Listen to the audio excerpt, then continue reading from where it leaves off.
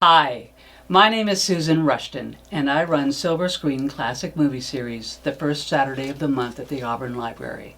I show these movies 3 times at noon, 3:30, and 7:30 p.m. And because of the library, thanks to the library, the movies are free. If you'd like to be on my email list, please email me at goldcountrydenizens@gmail.com. I'll send you a reminder on the Monday before the first Saturday, and way at the bottom is a link to unsubscribe if you ever change your mind. Thank you. Okay, all right, so we're talking about September's movie on September 7th. This one is a musical, is our yearly musical. Cole Porter approaches Fred and Lily, 2 once married actors, for his musical version of The Taming of the Shrew. These 2 behave just like the battling, snarling characters they play on the stage. Expect spanking, laughter, dancing, and 14 Cole Porter songs. This is a most enjoyable musical, delightfully zingy, says Film Fanatic. And this is from 1953. Okay. First of all, if you don't recognize who Cole Porter is, he was a big deal on Broadway and in the movies from the 1930s to the 1950s. He was a songwriter for numerous plays on Broadway, songs that stunned people with their humor and music. He was brilliant. A really big deal. Some very few examples: Anything Goes, I've Got You Under My Skin, Night and Day, Begin the Begin, Let's Do It, Let's Fall in Love, I Get a Kick Out of You, You're the Top, You're the Top, You're the Mahatma Gandhi, You're the Top, You're Napoleon Brandy, You're the Purple Light of a Summer Night in Spain, You're the National Gallery, You're Garbo's Salary, You're Cellophane. The Broadway play that this movie came from won the first Best Musical Tony Award. It ran for over a year and then much longer in England. It was the longest of any of Porter's 28 plays. It was a big deal, so of course it became a movie. Yeah, this sounds like we're watching people perform The Taming of the Shrew and singing. But its main focus is not Shakespeare, but the actors, on stage and off, frustrated with each other on stage and off, loving each other on stage and off, and misunderstanding, of course, each other on stage and off. And not all of it involves performing.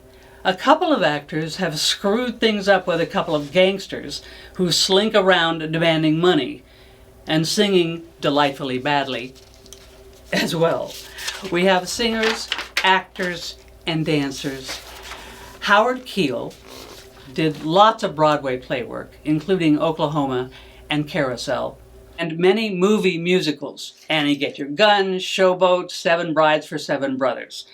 And Kathryn Grayson, she and Howard Keel made this and 2 other musicals together, Showboat and Lovely to Look At, which also included Red Skelton and Ann Miller, an incredible dancer I think she started when she was 15 or 14, and she told people she was 17, so that's why they got her on the screen.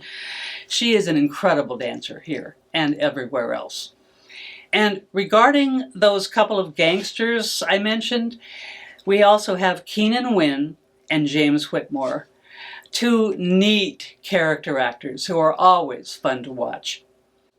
And, pretty briefly, dancer Bob Fosse, who after this show was all over Broadway for years, choreographing, dancing, projecting, and acting. He's amazing. Finally, about Cole Porter. He's a character in this movie, hoping to find actors for his play. The actor playing him is a guy named Rod Randall, who is 35 has lots of hair, and is pretty good looking. He also has no problem walking. None at all. So what? Well, in 1940, 13 years before this movie, when he was 46, rich and famous, he was always 40. Wasn't always 46, but he was always rich and famous. Porter's horse fell on him and broke both his legs. Yes, he kept writing and working, but he was in terrible trouble all of his life from then. And in spite of what this movie and a couple of others about him might have implied, like Night and Day in 1946, starring Cary Grant as Cole Porter. Cary Grant did not match Cary Porter at all, singing or his face or anything. Although Porter was brilliant, he was not handsome, and by that time he was having a terrible time walking. And with the production code in power, the story couldn't even imply that Porter was gay. But Night and Day made Porter very happy, mainly because it included 20 of his songs. And of course, because Cary Grant was so handsome. Okay, that is September's movie. And one more thing, because you and I aren't in the Auburn Library right now, I can't share the title of the movie with you. To learn the title, log on to placer.ca.gov